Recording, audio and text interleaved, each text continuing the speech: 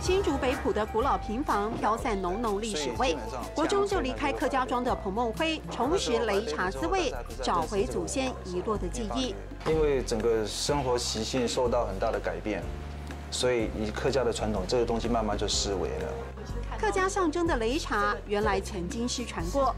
11年前一次偶然，朋友母亲端上正统客家擂茶，滋味至今难忘。然后一个大擂钵叫我放在大腿上面，拿一根棍子给我，就这样磨。你第一次喝完不习惯吧？超怪的，超奇怪的。四季豆炒芹菜、豆干、虾米，再配上香喷喷的玄米。 彭孟煇说：“咸味擂茶才是正宗，就算懂得欣赏的客人寥寥可数，还是坚持保留最原始的香醇。所以人生道理哦，就是要排除万难。要喝上一碗擂茶，得先把芝麻、花生各式坚果磨成泥状，费时费力，汗如雨下。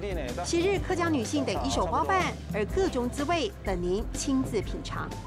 hagὼgaḽuiќcaʼ hanʼhiongὼ，这是。”海陆版，对。那4线版就是hagὼgaḽuiќcaʼ 한형어 hagὼgaḽuiќcaʼ 한형어，hagȯ가루이차 한형어。